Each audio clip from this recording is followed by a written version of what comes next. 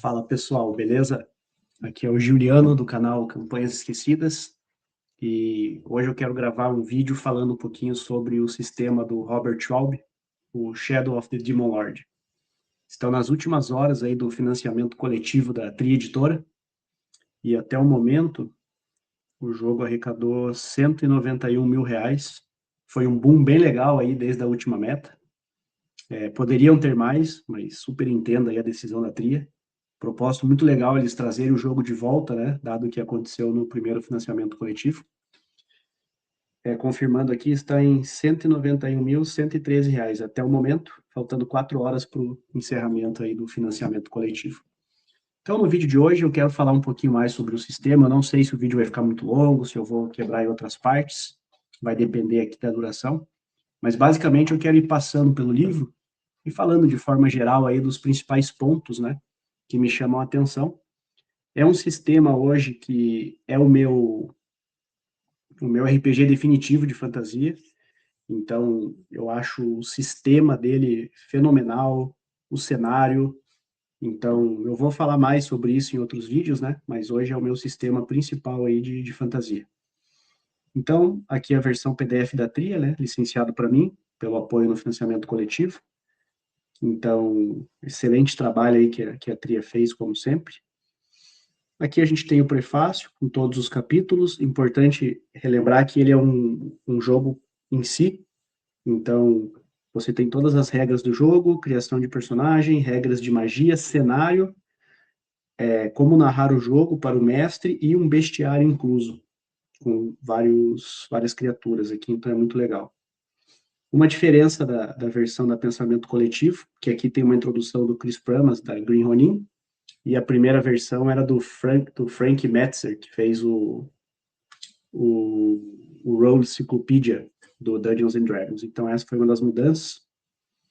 Aqui a gente tem só a introdução do Schwab, é muito legal. Para quem não conhece, ele trabalhou parece que no próprio Warhammer, trabalhou no D&D quinta edição, no Menera, junto com o Monte Cook, etc. Em algum momento ele quis criar algo dele, e aí criou a empresa e lançou o primeiro jogo. Então, aqui a introdução, na realidade, ele é bem simples, né? Ele fala principalmente da ambiguidade moral, desse cenário, seria um cenário apocalíptico, né? Porque o fim do mundo está muito próximo, diferente da fantasia clássica ou da fantasia heróica, ele é uma fantasia sombria, com regras, né, que ressaltam bastante isso, como, por exemplo, a regra de corrupção, insanidade, que é muito bacana. Então, aqui ele só faz essa introdução, né? Os dados é um ponto de bastante atenção, de bastante importância, assim, ele usa somente um D20 e D6. Então, os danos geralmente vão na ordem do D6, 1 D6, 2 D6 ou 3 D6. Ele usa um D3 em alguns momentos, né? O D6 dividido por 2 ali. E a mecânica, vai ter um capítulo falando sobre isso, obviamente, no livro, mas como a gente está falando dos dados aqui, a mecânica é algo que me chama muito atenção aqui no jogo, porque uma crítica bem comum em relação ao D&D quinta edição é que você tem vantagem ou desvantagem, um anula o outro, ok, mas se você tem várias situações que somariam vantagens, no D&D quinta edição isso acaba não acontecendo. Então você não soma 2 fatores positivos e rola 3 D20. Aqui no Demon Lord isso acontece com o D6. Só que eu sempre explico para os meus amigos, o D6 ele não é somado quantos você rola, ele é utilizado o maior. Então vamos supor que você tem 2 booms, né? Ou duas, eu não sei como que está aqui na tradução da Tria, antigamente eram dádivas. Então vamos supor que você tem 2 dádivas e você rola o D20 e tirou 10. Nos 2 D6 você tirou 5 em um e 3 no outro, você soma só os 5. Então 10 mais 5, resultado final do teu teste 15. E para perdição, funciona da mesma forma, mas o maior dado de 6 reduz. Então, se você faz uma rolagem com 3 perdições, no dado de 10, no dado de 20 você tirou, por exemplo, 15, e nos dados D6 você tirou 1, 3 e 5, 5 é o maior, esse 5 reduz do teu D20, então o resultado 15 vira 10. Então, essa é uma mecânica muito legal. E uma segunda diferença em relação ao D&D é que os testes de habilidade são feitos contra uma rolagem fixa, CD, classe de dificuldade, sempre 10. Então, você quer fazer um teste de força? Dificuldade 10. Quer perceber alguma coisa? Dificuldade 10. Qual é as poucas dificuldades que fogem do 10? Mais relacionadas ao combate, onde é contra a defesa do alvo ou contra algum atributo específico em casos de magias, por exemplo, ou habilidades especiais. Então, falando um pouquinho sobre a criação do personagem, tá? Nós temos aqui no livro básico 6 ancestralidades. Os humanos, padrão. Os anões, padrão também. Os autômatos, que é onde o Schwalbe traz um pouco o conceito steampunk para o cenário. Então, são criaturas mecânicas, né? Cuja alma é colocada dentro desse corpo mecânico. Então, até na minha campanha tem um personagem autômato, a campanha que eu estou mestrando, e é muito divertido, é um conceito muito bacana. Temos goblins aqui, que são exilados do Reino das Fadas. Eu vou aumentar um pouco o zoom para facilitar a leitura. Então, são exilados do Reino das Fadas. Temos orcs, que foram criados, né, através de uma magia de corrupção dos gigantes. E temos aqui na tradução da Tria os Versipeles, que são os changelings em inglês, que são criaturas silvestres que conseguem se transformar em outras formas, né? Então aqui é legal, cada ancestralidade te adiciona algumas características principais. Então, vamos dar uma olhada aqui no primeiro, no humano, por exemplo. Veja que quando você cria um humano, ele traz uma descrição aqui. E aqui, ó, aqui está o que você precisa saber no nível 1, no nível 0, no caso, né? Força, agilidade, intelecto e vontade são os 4 atributos principais do jogo. Você escolhe um e aumenta em 1 ponto. Percepção é igual ao valor de intelecto, nesse caso 10. Defesa é igual ao valor de agilidade, como o personagem está sem armadura por enquanto, etc. A vida é igual ao valor de força. E a taxa de cura também é um conceito bem legal. Quando você cura, você não rola um dado para ver quanto você curou. Cada personagem tem uma taxa de cura e a magia ou o efeito recupera, por exemplo, metade da sua taxa, a sua taxa de cura, o dobro da sua taxa de cura. Então é uma forma bem dinâmica para a recuperação dos pontos de vida. Aqui tem o tamanho, velocidade e poder. Poder é a escala que te permite evoluir em termos de magia. Então ele vai até 5 o poder, onde cada trilha que você escolhe adiciona, né, o poder para você. Aqui o dano, a insanidade e a corrupção inicial. O que é o dano? O dano, diferente do D&D também, você não tem uma saúde que vai diminuindo. Você tem uma saúde cheia e um dano que vai aumentando, até igualar a saúde. Então essa é uma mecânica legal. O intuito, pelo que eu já vi, se não estou enganado agora, é fazer você não precisar fazer contas de subtração, e sim só somar. Então, por exemplo, tomei 5 de dano, depois tomei mais 5, eu vou a 10, até igualar a minha saúde. Então, isso que significa aqui o dano zero. E os idiomas e profissões. A profissão também tem uma mecânica central aqui no jogo, porque como não tem perícias, basicamente você inicialmente tem 2 profissões e as suas trilhas te permitem adicionar mais. Então, dentro do contexto do jogo, em termos interpretativos, quando a tua profissão é relevante para um teste, você ganha uma dádiva. Então, dando um exemplo, imagine que o seu personagem tem a profissão de... Tenho que pensar em alguma coisa agora. Caçador. E você é um guerreiro ou você é um sacerdote, não importa. Em algum momento você está rastreando alguma coisa na floresta, você consegue trazer que a sua profissão de caçador te dá uma dádiva nessa rolagem do seu D20. Então, esse é um ponto bem legal em como o sistema funciona. Então, você ganha, né, suas características de ancestralidade no começo do jogo e no nível 4. Aqui ele te permite várias rolagens aleatórias, para você já sair com o personagem pronto, com personalidade, religião, constituição, isso é muito bacana. Aqui a gente passa para o anão. Eu não vou falar em detalhes de cada ancestralidade, era só para vocês entenderem como a mecânica funciona. Mas veja que segue o mesmo modelo. Ó. O anão tem as mesmas informações aqui do humano, a diferença é que ele tem visão no escuro, inimigo odiado e constituição robusta. Mas assim como as outras ancestralidades, também te dá uma nova característica no nível 4, que segue as mesmas tabelas aqui de rolagens. Então, esse padrão também se repete para o autômato. Aqui as informações do autômato, ele começa com atributos mais baixos, porque ele tem uma defesa maior, pelo fato do corpo dele, né, ser mecânico, metálico, etc. Então, entram aqui algumas características também, a característica-chave do autômato é bem legal. Em alguns momentos do jogo, quando tem uma falha num teste específico, alguma coisa assim, o autômato, a chave dele desliga e ele vira um objeto. Então, alguém precisa ativar ele novamente para ele conseguir se movimentar e agir, etc., né? Então, aqui a gente tem um exemplo, né, do autômato. Ele permite você rolar também o seu histórico, idade como autômato, personalidade, propósito, forma, desde autômatos pequenos aqui, como um pequeno autômato alado, até um grande autômato humanoide ou um autômato em forma de cavalo. Isso é muito bacana. Também temos a ancestralidade do Goblin, é autoexplicativo, ele tem aqui as suas características.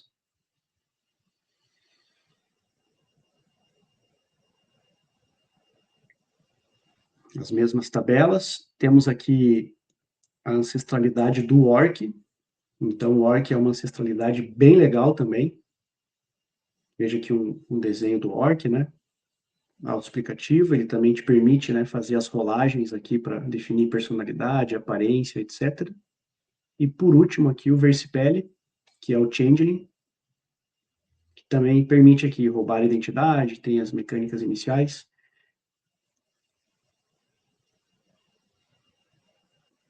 Finalmente ele chega aqui em profissões. Como eu já expliquei como a mecânica funciona, a gente vai só dar uma olhada aqui nos tipos de profissão.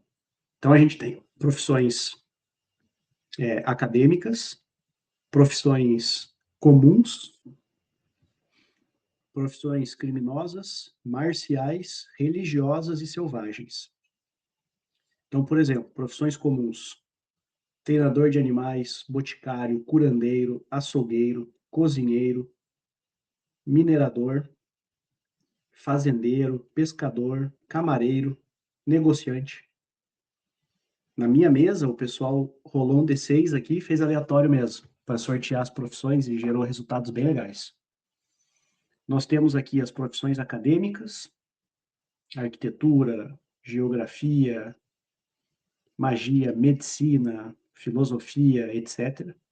Profissões criminosas, agitador, boêmio, cultista, ladrão de túmulos, matador, pirata, etc.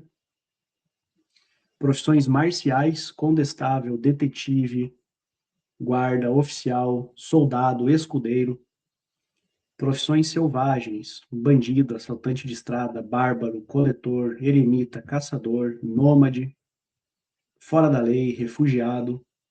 E, finalmente, as profissões religiosas, como um devoto, um evangelista, um fanático, um herege, um peregrino, um ala do templo, como um zelador do templo, né? Então, basicamente, essas são as profissões. Depois disso, você escolhe você rola na sua tabela de riqueza, o mais comum é cair aqui em remediado ou confortável.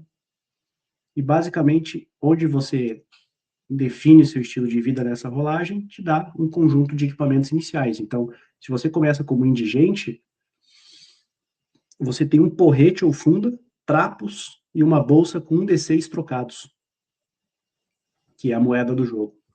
Agora, se você é remediado, que é mais comum,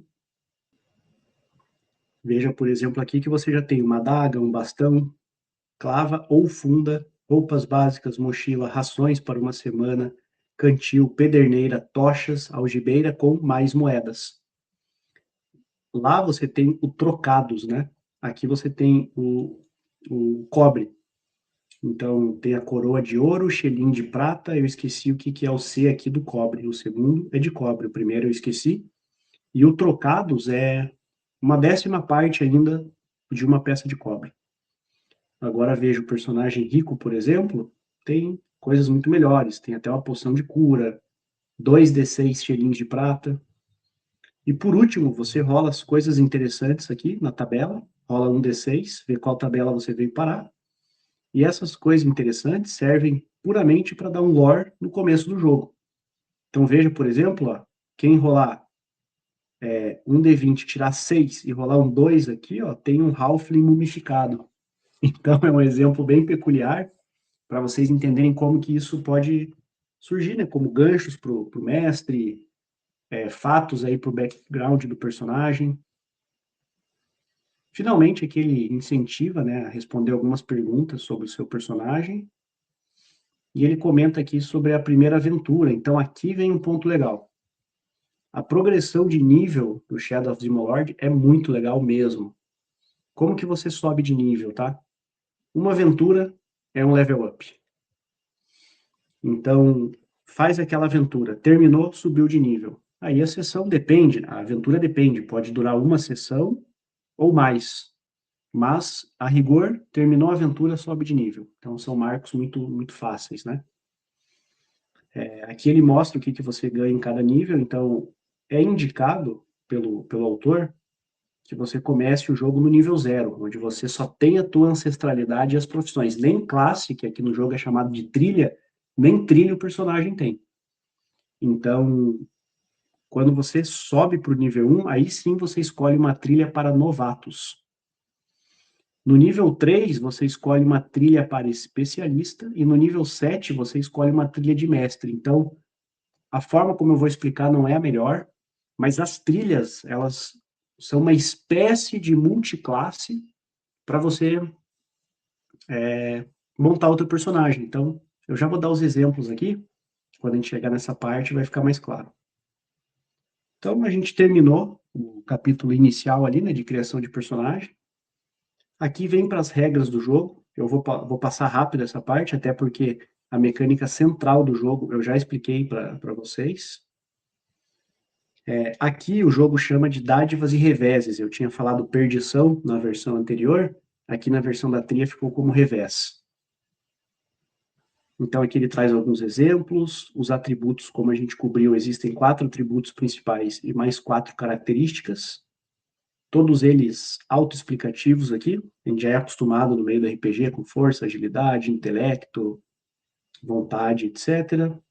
As características aqui que também são 4, como vida, defesa, percepção e insanidade. A insanidade é uma mecânica bem bacana. Quando você encontra algo que afeta a tua insanidade, um ritual macabro, um corpo despedaçado, uma morte brutal, alguma coisa assim, você faz um teste de vontade. Se você falhar, você adquire insanidade. Quando a tua insanidade iguala o teu valor de vontade, vamos usar como exemplo 10, você tem uma loucura. Aí você rola um D20, você pode desde morrer, tirando 1, até adquirir aqui, por exemplo, catatonia, alucinações, cólera, enfim, então uma mecânica toda à parte ali para isso. E a corrupção, como o mundo, né, o Demon Lord está, a sombra dele está no mundo, quando o seu personagem comete atos malignos, hediondos, etc., aprende algumas tradições de magia necromancia, proibida, etc., você ganha pontos de corrupção que vão te trazendo marcas. Então, também tem uma mecânica bem legal. Se vocês tiverem interesse que eu aprofunde algum capítulo, alguma regra, comenta aqui no vídeo, que eu gravo outros vídeos falando sobre. Então, avançando aqui pelo capítulo de regras, eu não quero demorar muito também para o vídeo não ficar tão longo. Aqui está como eu expliquei, como a gente sofre dano, né? Igualando o valor de saúde, como se cura, o sistema de descanso. A morte também é uma característica, tem um funcionamento diferente. Então, por exemplo, assim, ele explica aqui, ó, se o dano total sofrido por uma criatura igualar a vida, ela fica incapacitada. Quando tem uma morte instantânea? Se sofrer uma quantidade de dano igual à sua vida de uma única fonte, como cair ou um ataque superpoderoso. Daí é morte instantânea. Mas o personagem fica incapacitado. O que isso quer dizer? Ficou incapacitado, ele cai, ele está incapacitado, prostrado no chão. A partir do momento, né, que ele está incapacitado, ele fica inválido e faz uma rolagem de sina. Então, o que é a rolagem de sina? Rola um D6. Com um, ele entra em morrer. Com 6, ele cura 1 ponto de vida. Se após 3 rodadas ele não tirar nenhum para começar a morrer e nem os 6 para recuperar, ele também estabiliza. Fica inconsciente por 1 de 3 horas e ao final desse período ele estabiliza. Agora, quando você tira 1 nesse D6 na rolagem de sina, aí sim você está morrendo.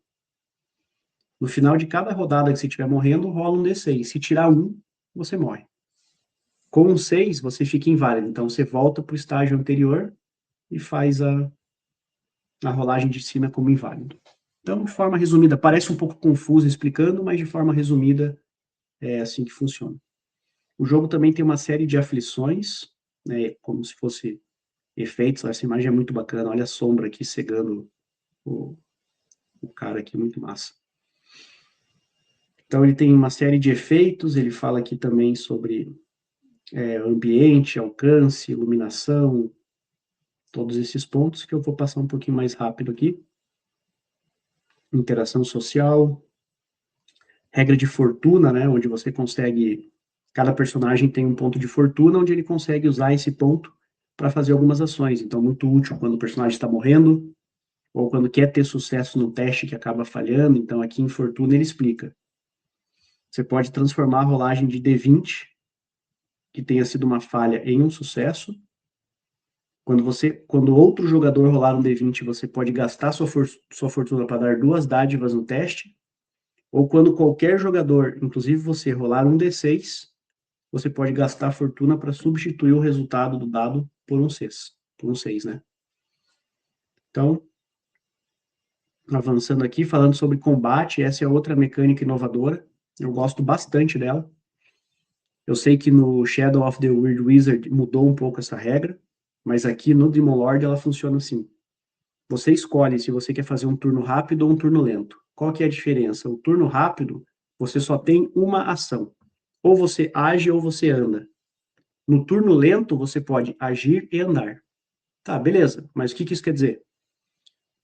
Primeiro, na ordem de combate, age os personagens que estão em turno rápido, seguido pelas criaturas em turno rápido, seguido pelos personagens em turno lento e, por último, pelas criaturas em turno lento.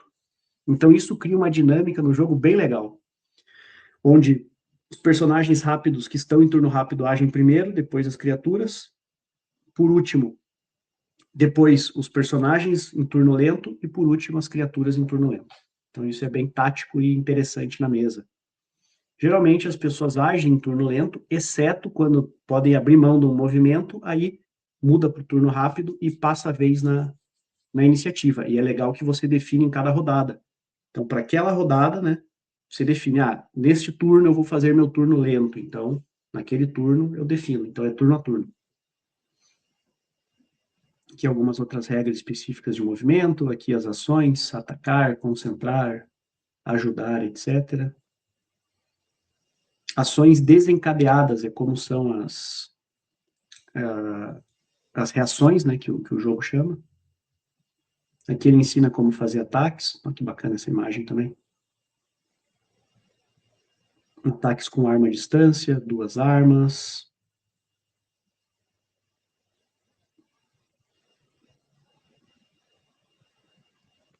Todos esses pontos aí sobre regras. Então, a gente já viu rapidamente, né, os 2 primeiros capítulos aqui do livro. Então, agora a gente vai falar sobre as trilhas de novato. Então, como que funciona? Começa no nível 0. Terminou a primeira aventura, ou pode começar no nível 1, não tem problema. Mas, como eu comentei, ele recomenda que comece nível 0. Pegou nível 1, você escolhe se quer ser um guerreiro, um ladino, um mágico ou um sacerdote. Vamos dar um exemplo aqui do sacerdote, então. Uma ilustração do guerreiro, bacana. Muito com a pegada Diablo, assim, tem uma característica muito própria esse jogo, né? Isso é o que mais me fascina, assim, no Shadow of the Lord. Passamos pelo Ladino, pelo Mágico. Vamos dar o exemplo aqui do Sacerdote. Então, virou nível 1, pegou nível 1 e escolheu a trilha de novato de Sacerdote. O que, que você ganha? Aumento de atributo, aumente 2 atributos e 1 ponto. Ganha mais 4 pontos de vida e 1 ponto de poder, então ativa, assim, as suas magias. O personagem que pega guerreiro, por exemplo, não ganha esse poder. Mas agora vocês vão entender a jogada com as próximas trilhas. Imagine um personagem que pega sacerdote, ele ganha poder, ele pega clérigo, ele ganha poder, e como especialista ele pega teurgo, também ganha poder, e clérigo dá alguns pontos, e sacerdote também dá, no nível 5 aqui, mais poder, por isso eu comentei que chega no nível 5. Então esse personagem que seguiu uma carreira full spellcaster, ele vai chegar ao fim do jogo com poder 5. Agora, o personagem, por exemplo, que começou guerreiro, ele ainda pode escolher virar um clérigo no nível 3. Só que ele não vai chegar a poder 5, então ele não vai ter acesso às magias mais poderosas. Mas ele vai conseguir chegar, acredito, ao poder 3. Então ele vai ser um guerreiro com acesso a magias de terceiro círculo, terceiro nível das tradições de magia. Então, aqui também ganha profissão, idiomas e profissões, cada trilha te dá alguma coisa. A do sacerdote, especificamente, te dá aqui o acesso à magia, recuperação compartilhada. Basicamente, você também ganha mais coisas no nível 2. No nível 3, você escolhe a trilha de especialista, que vai estar no próximo capítulo aqui agora. Vocês vão ver a quantidade de opções. Por isso que eu comentei na falta de uma palavra melhor, que o jogo estimula essa atuação multiclasse, como se fosse. Então, as trilhas de fé você pode optar no nível 3 por ser clérigo, druida, oráculo ou paladino. As trilhas de poder, artífice, feiticeiro, bruxo ou mago. As trilhas de trapaça, assassino, batedor, ladrão e furtomante. E as trilhas da guerra, amok, lutador, patrulheiro e ata feitiços. Então veja que você passa de 4 trilhas iniciais para 16 trilhas de especialista. E aqui, obviamente, ele vai descrever cada uma. Então, vamos ver aqui a do clérigo, que eu tenho mais familiaridade. Todas seguem o mesmo modelo, né, o mesmo padrão, com características no nível 3, no nível 6 e no nível 9.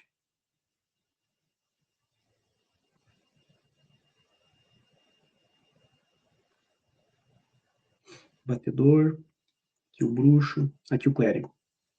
Então, o clérigo, nível 3, aumenta 2 atributos em 1,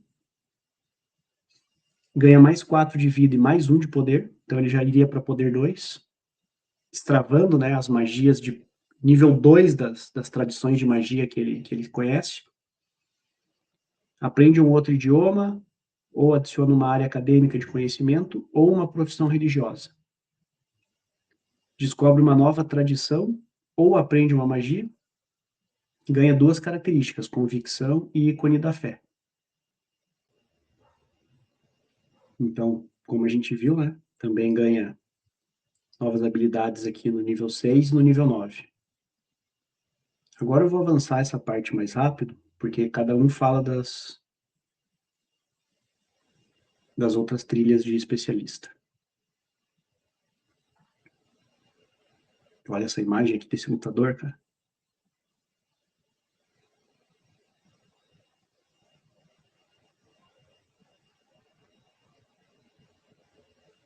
Paladino, patrulheiro. E finalmente a gente chega nas trilhas de mestre, que os personagens destravam no 7º nível. Então, se a gente já tinha 16 opções de trilhas de especialista, vejam aqui quantas nós temos de trilhas de mestre. Se não estou enganado, são 16 de cada.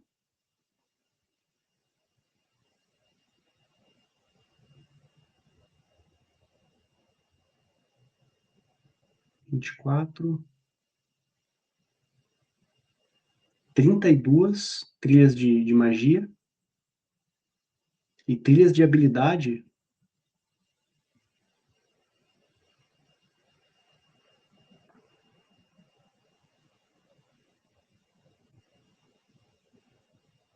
(32) também. Então, você tem 64 opções de trilhas de mestre. Então, você pode pegar um personagem que começa o jogo sacerdote, vira clérigo e termina como teurgo, por exemplo, aqui. Ou você pode ter um personagem que começa guerreiro, pega clérigo e termina como campeão, por exemplo. Então, isso permite que você personalize, que você customize muito o seu personagem e diferencie os personagens na mesa. Então, isso é muito legal.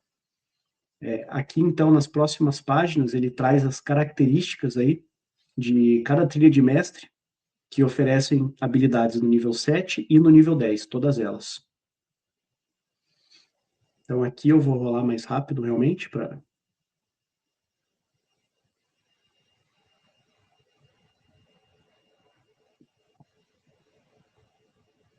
a gente não levar muito tempo.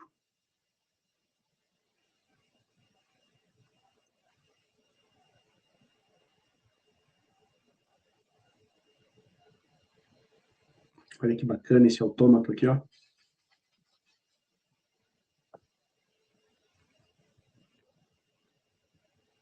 Templário, teurgo, que usa a tradição de magia da teurgia. Ótimo. Agora chegamos no capítulo de equipamento. Então aqui tem a conversão dos... os CC dos... Era centavo de cobre. Então 10 trocados são um centavo de cobre, 10 centavos de cobre, um xelim de prata, 10 xelins de prata, uma coroa de ouro. Então aqui ele fala sobre a disponibilidade de itens, limites de carga de cada personagem, os custos de vida. Ele também traz uma mecânica bem legal do custo de vida, que basicamente é, entre aventuras, o seu personagem deve pagar um custo de vida para se manter. Enquanto você está na aventura, você mantém esse custo escolhido. Mas entre aventuras você tem que ter esse desembolso. Então isso também é uma forma que simplifica muito, é muito bacana. Aqui falando sobre armaduras e vestimentas, então o que as armaduras oferecem, o preço delas. O jogo, a moeda no jogo ela é mais escassa. Não existem tantas grandezas quanto a gente vê no D&D, por exemplo. Veja aqui, ó, uma armadura de placas completa, se não me engano, no D&D custa 1.500 peças de ouro, aqui custa 25 coroas de ouro. Então a moeda é mais escassa, o mundo, né, ele é mais sombrio nesse sentido, não é abundante, ele é escassez, ele é opressivo. Então esse é um conceito bem bacana. Como eu comentei, eu estou falando do livro básico, o Schwalbe lança vários suplementos maiores, outros menores. A Tria trouxe 4 suplementos aqui para a gente no financiamento coletivo. Então, a expansão do jogador, saberes ocultos, cada um desses suplementos adiciona mais coisas aqui ao livro básico, principalmente trilhas, ancestralidades, muito mais além dessas profissões, ancestralidades, equipamentos, né, que eu estou comentando aqui no livro básico. Mas só para vocês terem ciência, que ele fala também sobre as armas. Veja aqui, por exemplo, vamos ver uma espada padrão aqui, ó. Deixa eu ver onde que tem uma espada aqui. Ó, o machado, ele dá 1d6 mais 1 de dano. Espada bastarda ou martelo de guerra. Aqui eu acho que deve ser um erro na tradução. Na formatação do... Aqui deve ser espada comum, se não estou enganado. Fala também sobre munição, armas improvisadas, equipamentos de aventura, com tudo que você pode querer comprar ali na cidade para se aventurar, ferramentas, preço dos serviços, acomodações, então isso também é bem legal. Preço aqui de algumas poções. E sobre equipamentos é basicamente isso. Agora a gente entra no capítulo de magia. Como eu expliquei para vocês, ele segue uma lógica diferente, por exemplo, do Dungeons and Dragons. Então, como que funciona, tá? Resumindo aqui. Nós temos todas essas tradições aqui de magias, seriam como se fossem escolas, mas ele chama de tradições. E aí as magias, que aqui está como feitiços dentro, funcionam da seguinte forma. Dentro da sua trilha escolhida, você vai ganhar escolhas de nova tradição ou novas magias. Então, por exemplo, quando você pega clérigo, você pode escolher uma tradição nova ou uma magia de uma tradição que você já conhece, por exemplo.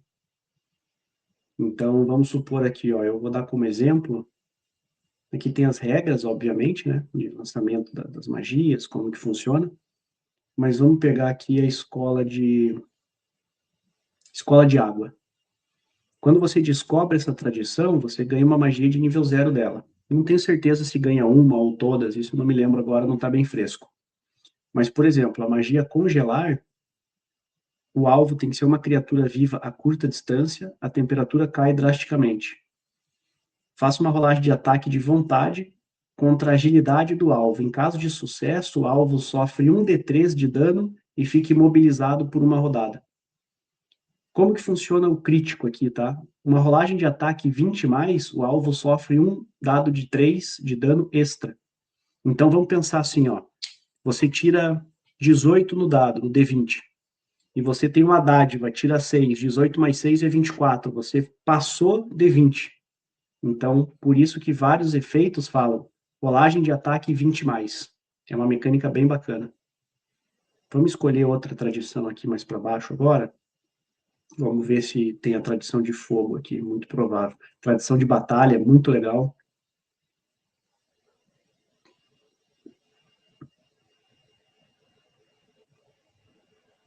Conjuração, celestial, tradição de destruição, encantamento, fogo.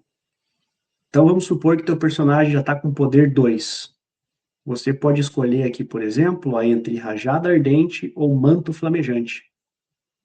Então, rajada ardente, o alvo, até 3 criaturas ou objetos a média distância. Então, aqui ele explica. E o manto flamejante já é diferente.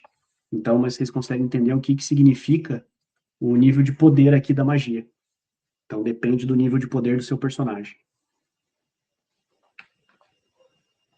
Outras escolas aqui, como ilusão. Aqui, esse símbolo significa as magias que geram corrupção para o seu personagem. Então, maldições, necromancia e a tradição de magia proibida. Essa aqui que tem os exemplos mais bizarros aí do livro, que geram insanidade, corrupção. Então, são algumas magias aí com efeitos bem pesados, né? Uma delas aqui, por exemplo, ó, não é a mais famosa eu acabei de passar aqui, mas é essa que está na ilustração aqui, ó, que se chama separar osso da carne. Então, os ossos do alvo se deslocam sob a pele. Faça uma rolagem de ataque de intelecto contra a força. Em caso de sucesso, o alvo sofre 6d6 de dano. Se ele ficar incapacitado, ele morre instantaneamente. Seus ossos se desprendem da carne, criando um cadáver animado do mesmo tamanho do alvo que ocupa o seu espaço anterior. A cada rodada, o cadáver animado ataca a criatura mais próxima. Se houver mais de um alvo, ele escolhe aleatoriamente. E se você tirar 20 ou mais, ele ainda sofre 2d6 extra. Então, é uma magia bem poderosa, mas pertence à tradição de magia proibida, que está diretamente relacionada à corrupção aqui no mundo. Olha que bacana a imagem dessa Goblin aqui. Tradição rúnica, os anões com runas, tradição das sombras, tecnomancia, teletransporte. Então, o que eu acho legal das magias? Que as tradições, elas têm muita diversidade, então você consegue escolher tradições para encaixar bem legal dentro do conceito do teu personagem. Tempo, teurgia, é uma tradição que eu gosto bastante. Tem uma magia bem legal aqui da teurgia, por exemplo, que é o martelo divino. o martelo dura por 1 minuto. O martelo dourado brilhante aparece no alvo e paira sobre ele. Você pode usar uma ação desencadeada no seu turno para mover o martelo em até 10 metros e atacar uma criatura a menos de 1 metro. Você faz uma rolagem de ataque de vontade com uma dádiva contra a defesa do alvo. Em caso de sucesso, o alvo sofre 2d6 de dano. Então é uma magia bem bacana. Transformação aqui também. Magia de vida, né? As magias de cura.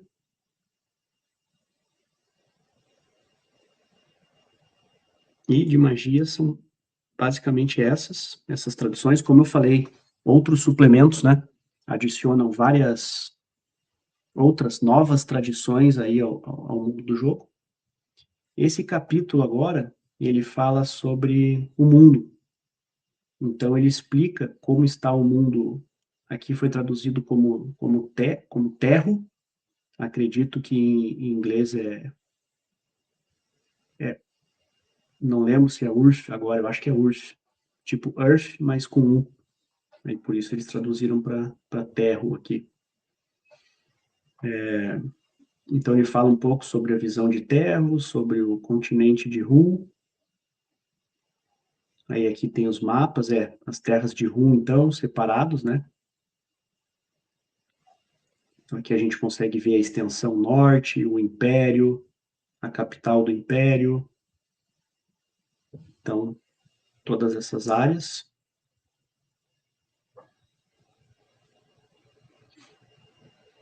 A extensão norte é uma região de destaque no jogo. Então, ele tem uma parte separada aqui. Então, é bastante rico, né, a descrição do cenário em si.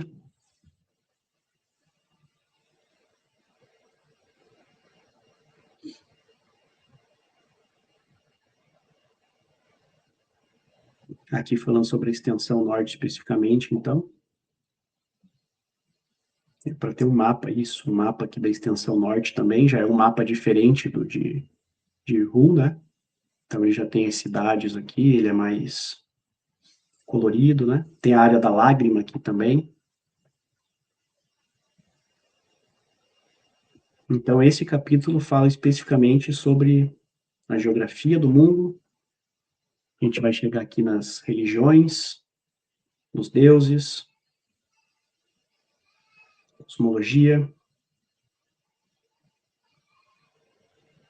E o próximo capítulo, então, é o capítulo do narrador, para aprender a narrar o jogo. Então, ele traz todas as dicas, né, para narração, dicas de improviso, como usar os testes, traz exemplos aqui, fala mais sobre dano e cura, tempo e ritmo de jogo, estilos de horror que você pode utilizar, o fator choque, terror, repulsa. Fala aqui sobre como narrar aventuras, como fisgar os jogadores, como criar aventuras, cenas, a estrutura de uma cena. Aqui o estilo, né, da trama, as estruturas de trama em funil, em poço, em teia. Então é um capítulo bem legal também para quem vai mestrar. Fala sobre como conduzir uma campanha, viagem, exploração, perigos do ambiente, né, do clima, etc., de como balancear os combates. Eu criei alguns encontros de combate para a campanha que eu narro e achei bem legal, bem balanceado, bem fácil de criar os desafios. Olha essa imagem que legal aqui, ó, o ogro e o goblin.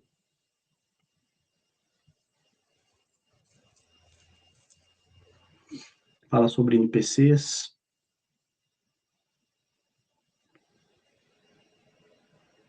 Aqui sobre os efeitos da sombra do Demon Lord.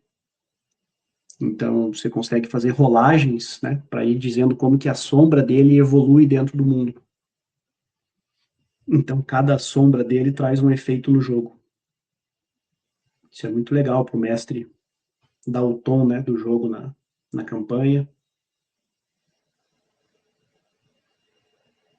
Fala aqui sobre doenças, privação, insanidade, a mecânica que a gente já comentou.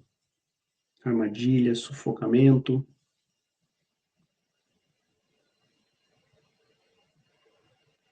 Recompensas, como subir de nível, regra opcional de treinamento, regras de tesouros, itens mágicos, né, objetos encantados, relíquias, como elas funcionam.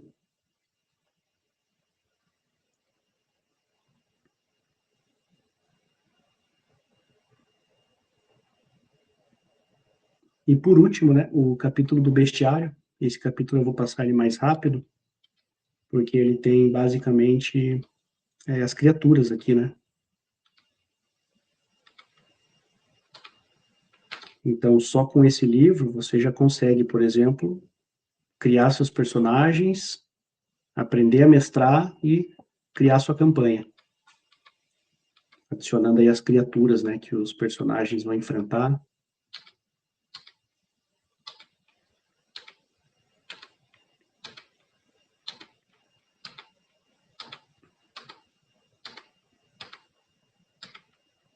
Dragão, dragonete, tríade.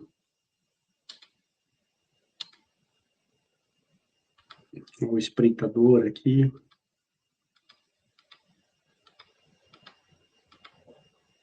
Gigante, ó, goela murmurante. Golem, górgona. Olha essa imagem aqui de um orc, um homem-fera, né? Homem-lagarto. Esse aqui é o Minotauro.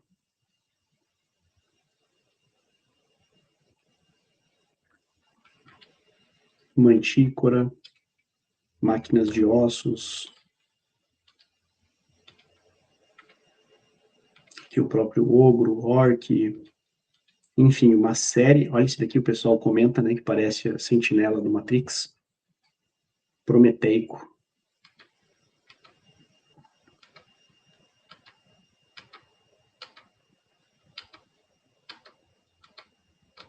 Vampiro. Cultistas. Ensina aqui a personalizar as criaturas, equipamentos, magias.